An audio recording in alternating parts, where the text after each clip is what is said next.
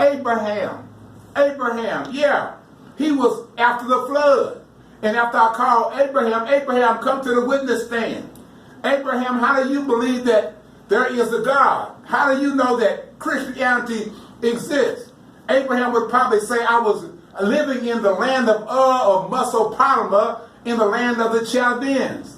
And I was up there with my father and my family, and everyone was worshiping idol gods up there. And then all of a sudden I heard a voice talking to me. I had never heard this voice before. Abraham said, I heard him saying, Abraham, get thee away from thy kindred and thy country. And Abraham, I want you to go to a land that I will show you. Abraham said, I had never heard that voice before, but I know it had to be a creator because I had got some information from Noah, and Noah had got some information from Seth, and Seth had got some information from Adam. So I know that it was the same voice that talked to them that was now talking to me. So I know it had to be a creator because of their testimony. And then he told me to leave and go to a land that he would show me. So all I know is I took off going. And he told me the promises that he would make for me, and he fulfilled those promises. Couldn't anyone do that but a creator? So I know that there is a creator. Yeah. So when you look at all of the witnesses as we do study through this text from Mr. Morgan, he tells us from the evidence, from the witnesses, from the different exhibits that's shown, that Christianity can be proven beyond a reasonable doubt. And then he says here, he says on page number 4, he says, I'm glad I grappled with doubt during earlier years, for it drove me further out of the fact and uncovered the evidence.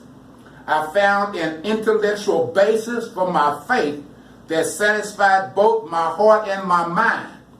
And he says this book was written to provide Christians with reassurance about the validity of their faith, while giving them a thumbnail sketch of how to answer those who are examining Christianity. So he's giving us a summary, he's giving us evidence, he's giving us exhibits of why Christianity can be proven. He gives us the existence of the creation. He gives us the complexity of the creation. He gives us the historical prophecy. He gives us messianic prophecy. He gives us information about the Savior out of the scriptures. He gives us information on the reliability of the Bible. He gives us information on the experience of Christianity. All that the author is asking a person to do is to look at the evidence and weigh the evidence and believe the evidence. But sometimes you have one person on the jury, one person on the jury that have reasonable doubt. Right. They have reasonable doubt. And that one person convinced another person. So now on the jury, they have two people on the jury with reasonable doubt. They cannot come up with a verdict. The same way that it was when Israel began to enter into the promised land. And they had 12 spies to go over. And it was only 10 spies came back with a good report. 2 spies came back. Two spies came back with a good report. Right. And 10 spies came back with a bad report. So even in that situation, the 10, the crowd or Israel believed the 10.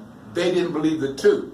The same way when you have 2 on the jury that have reasonable doubt, instead of them 2 sticking with their reasonable doubt, they'll let the other 10 jurors convince them that they're wrong. Right. Or the evidence, you're not looking at that. And so finally those 2 will be convinced by the other 10. And they'll find out that the verdict is still Christianity can be proven beyond a reasonable doubt. And we have to look at that from that courtroom experience.